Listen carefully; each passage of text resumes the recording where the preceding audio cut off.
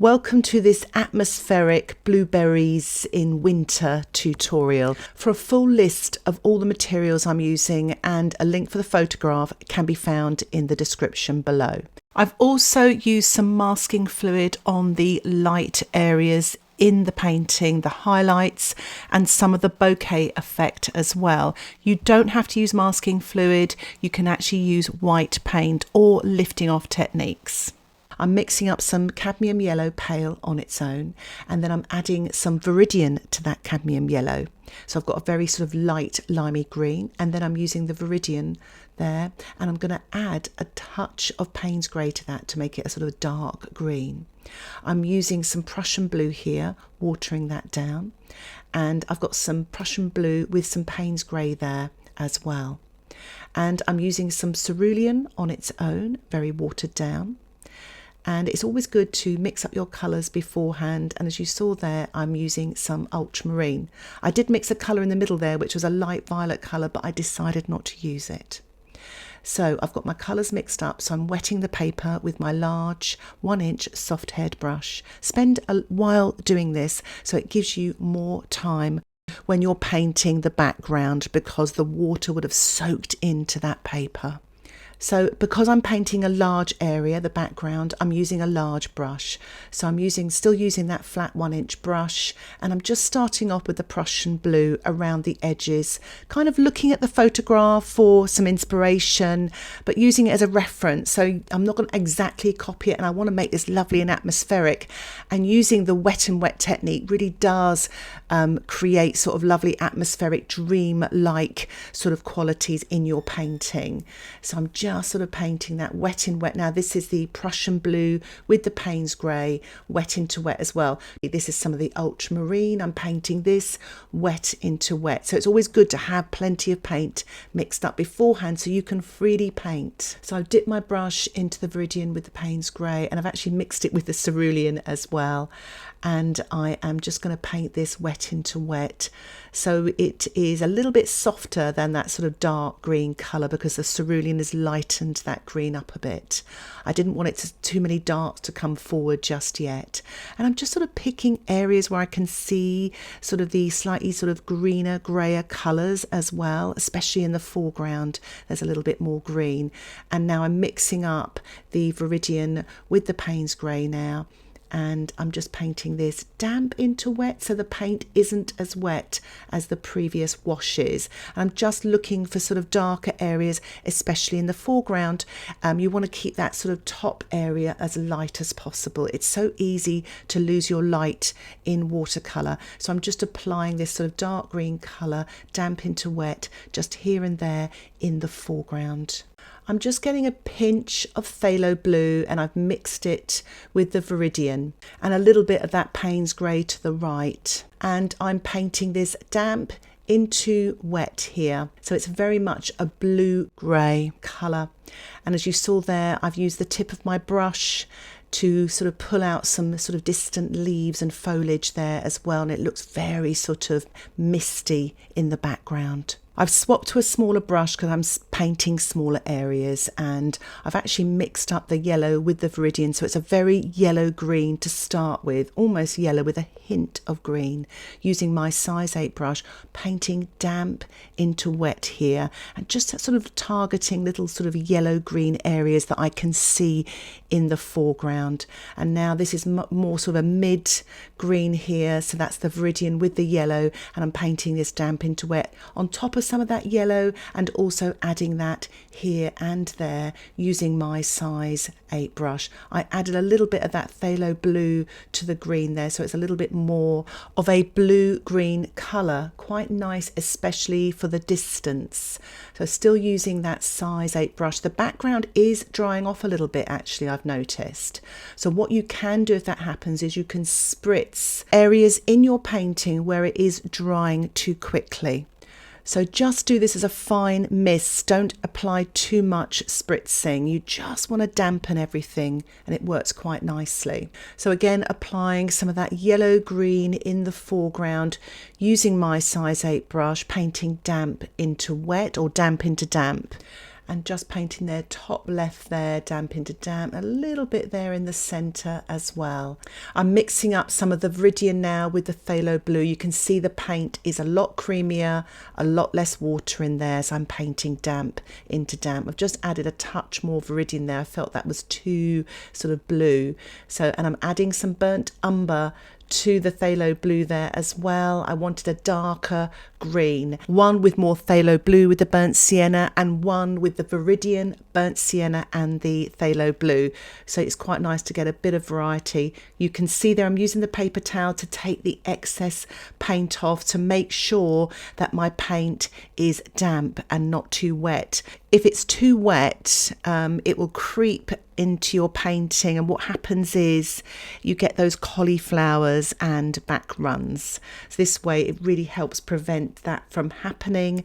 It gives you more control, but again, if your painting is drying too much, just give it a gentle spritz and it will give you more time. So I'm mixing up some Phthalo blue here, and I've swapped to a smaller size 2 round brush, so it's quite a creamy mixture.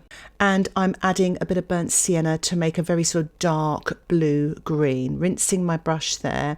And I'm just getting a little bit of raw sienna there, because I just spotted a bit of an earthy yellow in the painting, and I'm just painting this damp into damp just here and there, as you can see there. It's just quite nice just to get these subtle sort of colours just coming out, these lovely earthy colours. I felt it was a bit dry here, so I'm just spritzing in this area just to soften things so you don't get any hard edges.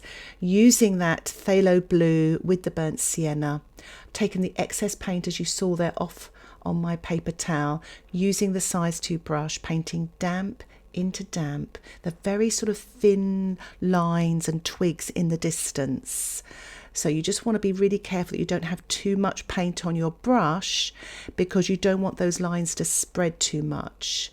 So you could paint this wet on dry if you're worried later on. Just use a very pale colour to do so. I'm not exactly copying the photograph, I'm just giving an impression of what I can see there. And what I'm doing now is I'm painting slightly darker colour, so it's just a little bit thicker paint, and I'm just painting this again damp into damp, just to have some darker twigs coming forward. They're still in the background, but you're kind of having this layering effect.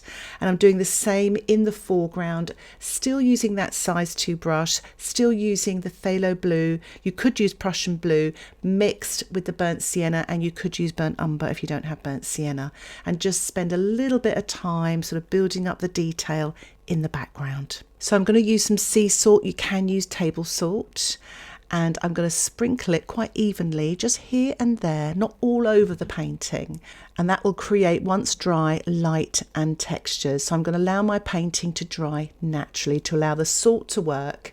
And as you can see there, I've got some lovely light texture effect, especially on the right hand side in the middle as well. I would have liked a little bit more at the top, but I think my painting dried too quickly. So I would suggest sprinkling some salt in the top part of the painting, which will dry quicker, because I didn't apply many washes to that area, which would have kept that area of the painting damp for longer. So I've got a clean palette and I've got some fresh water, and I'm mixing up the colours for the blueberries. So starting off with Phthalo blue with some Paynes grey, and then Ultramarine with some Paynes grey. And it's a milky consistency. And I'm using my size 8 round brush, and I'm painting each individual blueberry wet on dry using the Ultramarine with the Paynes grey. Remember, I have got masking fluid masking out the highlights there, so you can paint quite freely. And what I'm going to do is I'm going to put the Phthalo blue with the Paynes grey, which is slightly creamier actually than the milky Ultramarine and Paynes grey, and I will drop that at the bottom of the blueberry, so you've got sort of a dark, medium, and then you'll have your highlight for the blueberry. But later on in the tutorial, once the blueberries are dry, I'm going to paint some darker shadow colours underneath as well. So this you can paint quite freely and loosely. Some of the blueberries are darker than the others because they're obviously shaded by the blueberry beside it or on top of it. So don't worry too much at this stage, just sort of have fun sort of painting these shapes. And what I ended up doing was I actually just sort of painted not just individual blueberries, but I started just sort of to paint the entire sort of shape of them. Sort of freely, because I can add the darks and details later. You can see here I painted with the ultramarine, with the Paynes grey first of all, that sort of lighter tonal value. Now I'm using the phthalo blue, slightly thicker, with that Paynes grey, and painting underneath some of the blueberries there, damp into wet to let it bleed up slightly so you get a lovely soft edge there as the sort of tonal value goes gradually from very dark to mid-tone to obviously the highlight, which will be revealed later when I remove the masking fluid.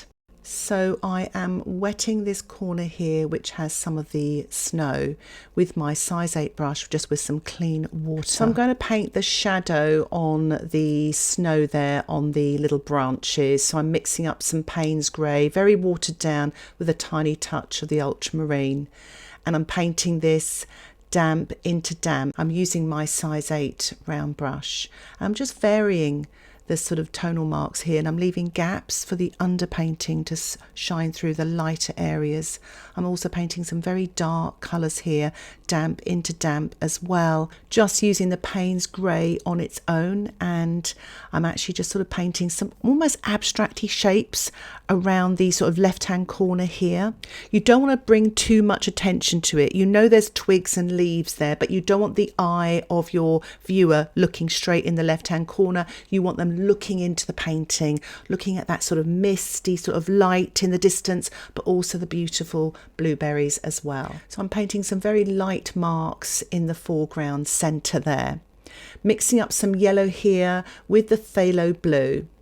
So it's a very sort of dark blue-green colour, and I'm just again painting in the foreground sort of darker marks, damp into damp, sort of twigs, etc., but also sort of leaves, again very abstracted. Don't worry too much about making them look realistic. You're just sort of painting these sort of light, mid and dark tone marks, pretty much damp into damp in this area. This is some Paynes grey here, milky, and I'm just painting some very dark colours there. And you can afford to do so in the foreground because it brings it forward, darks against lights and just dark tonal values and shapes, etc. Whereas you look into that distance at the top there, it looks much further away. So I'm just wetting this area here around the sort of bluebells and dropping in some of that sort of blue-green colour, very blue-green. That's the phthalo blue with the yellow. And I'm just softening this bluebell here to the left. I felt it was coming forward too much.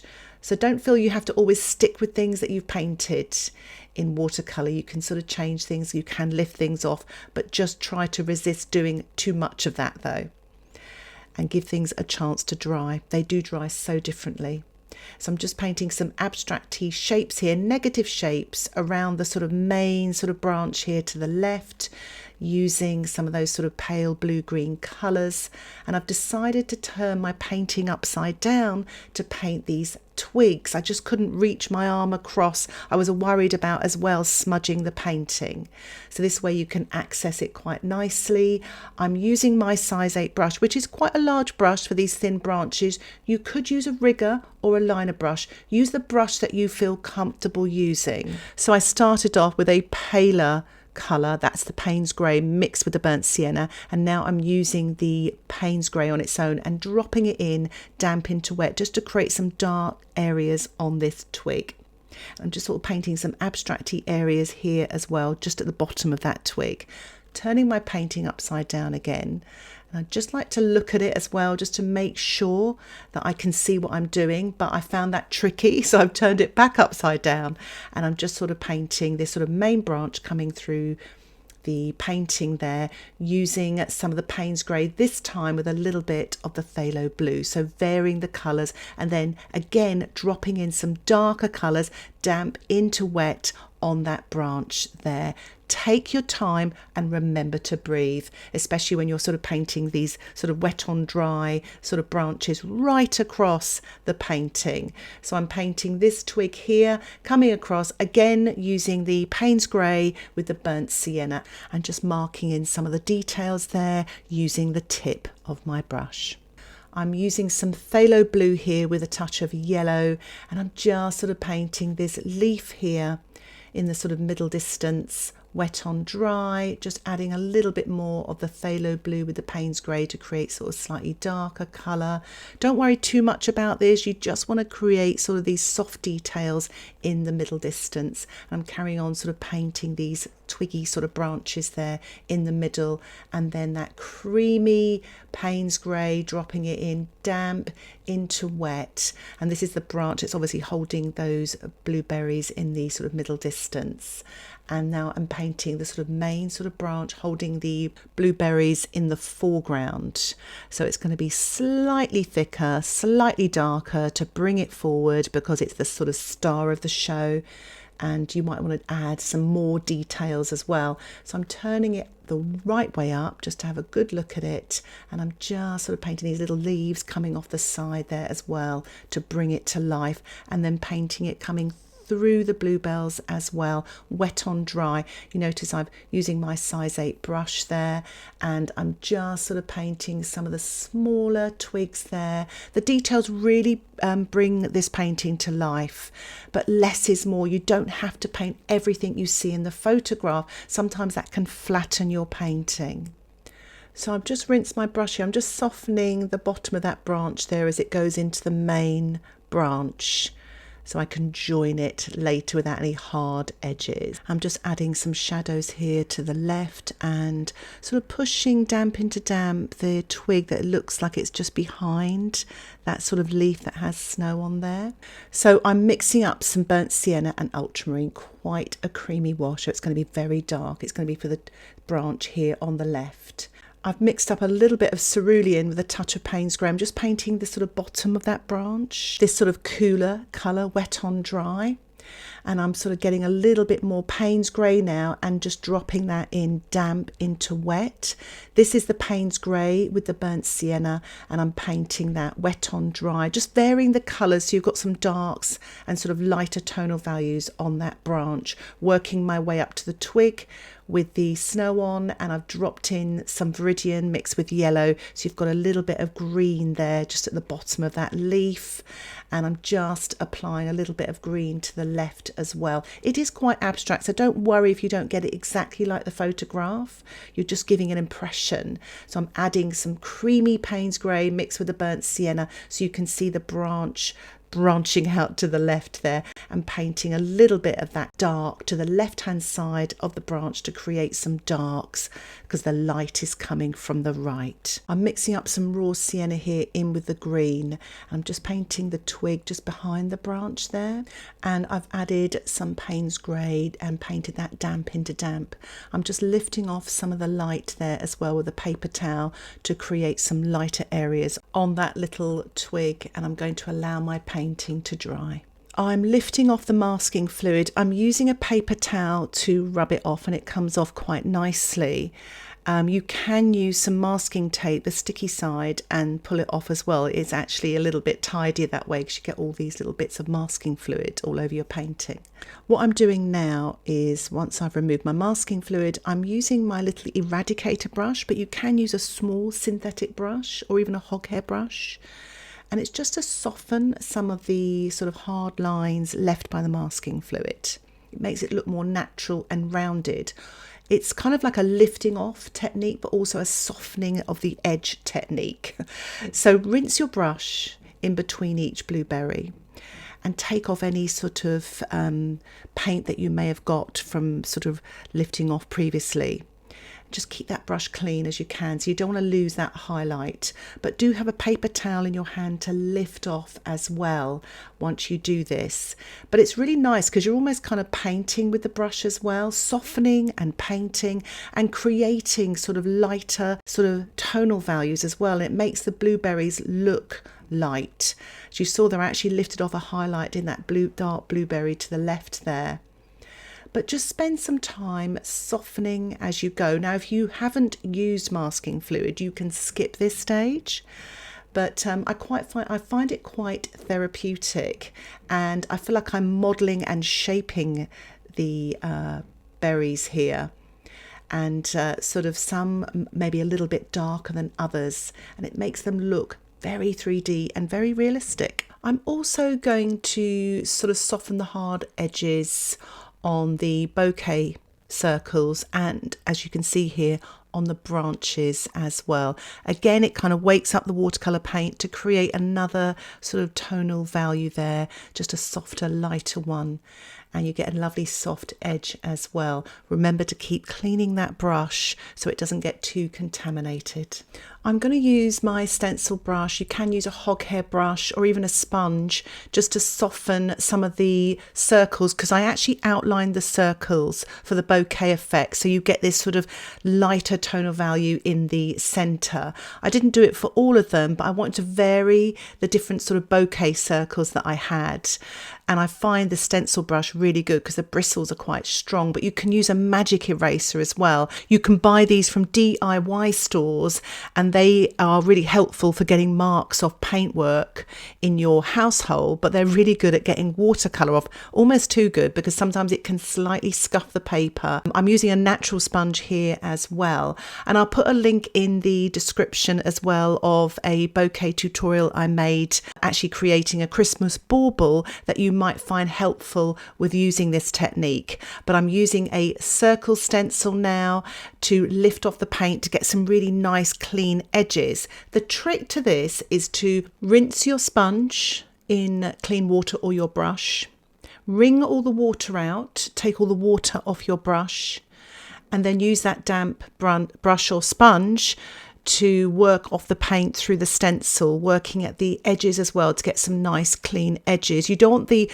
brush or sponge to be too wet, because that water will seep under the stencil and you won't get that lovely clean edge. Before lifting off the circle stencil, dab the stencil circle really sort of firmly to take off any excess moisture, and you get a really nice edge. And that's what I'm doing here, working at that circle, dabbing with my paper towel just to lift off, and you get some lovely clean, crisp, light circles. And it creates that lovely atmospheric effect, that dreamlike quality, the effect that you get with photography with all those lovely circles there. It's quite magical. I forgot to paint this twig in the foreground area, so I mixed up some burnt sienna with a touch of Paynes grey, and I'm using my size 4 round brush, and I'm painting wet on dry just underneath the twig there, because there's a little bit of snow on top, but obviously it could be light as well on top.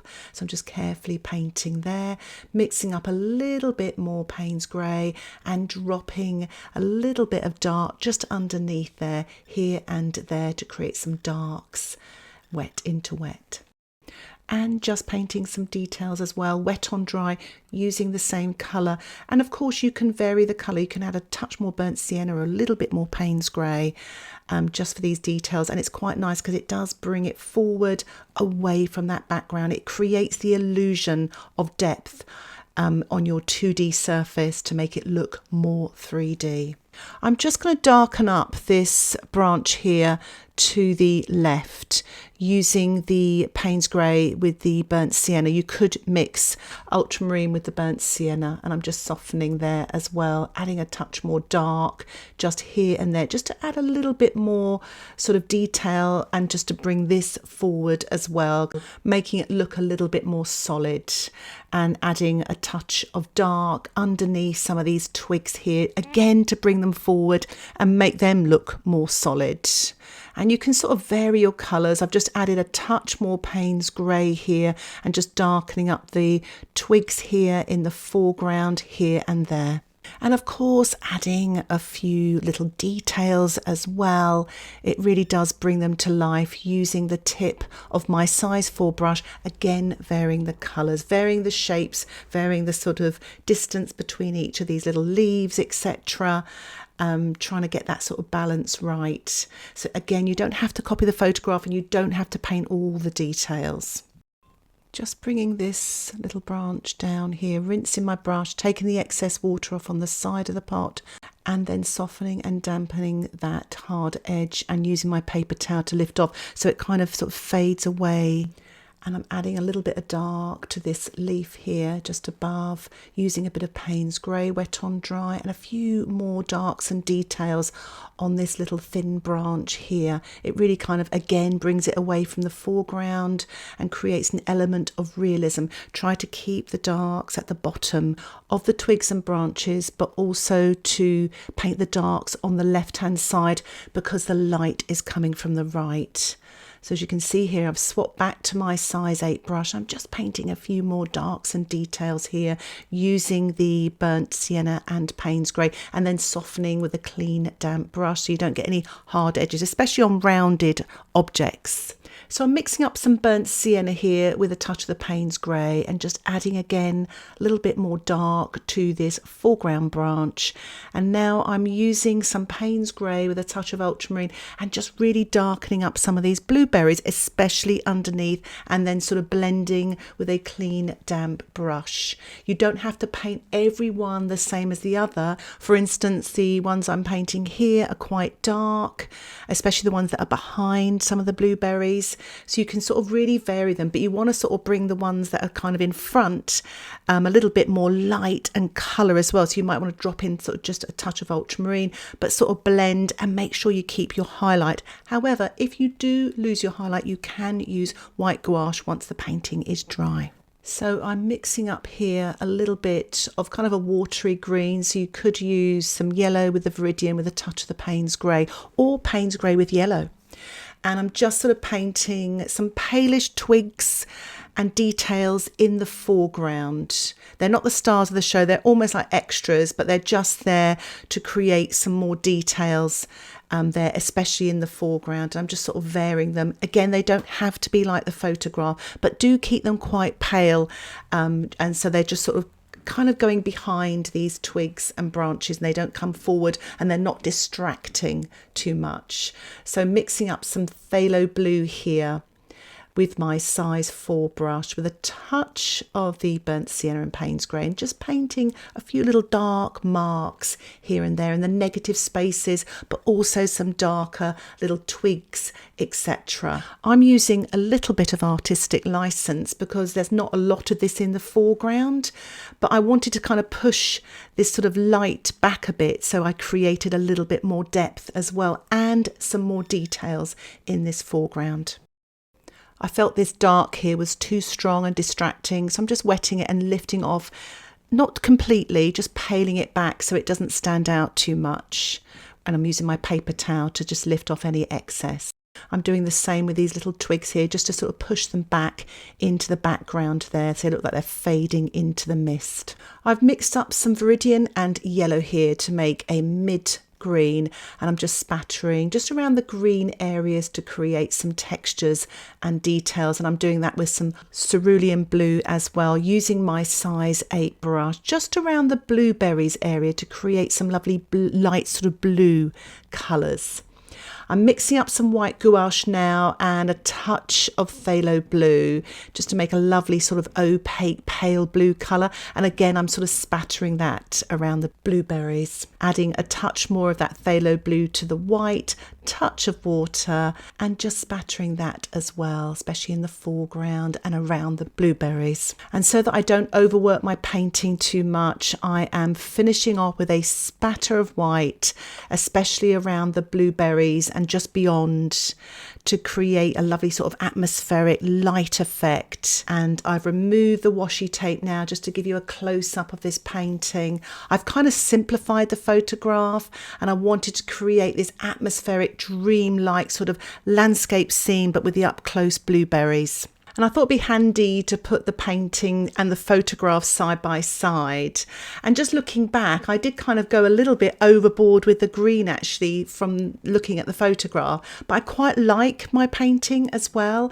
And I've managed to create lots of light. If I was to do it again, I might add a little bit more sort of soft darks in the background, especially through the center area, but I was worried the paint would spread too much and then I would lose my light. But let me know what you think in the comments below. If you'd like to watch more content like this, don't forget to subscribe to my channel where you'll get updates of my latest tutorials. And if you'd like to get access to my exclusive weekly tutorials, why not think about joining my Patreon membership? Details about the membership can be found in the description below. Thank you so much for watching. Happy painting. Bye for now.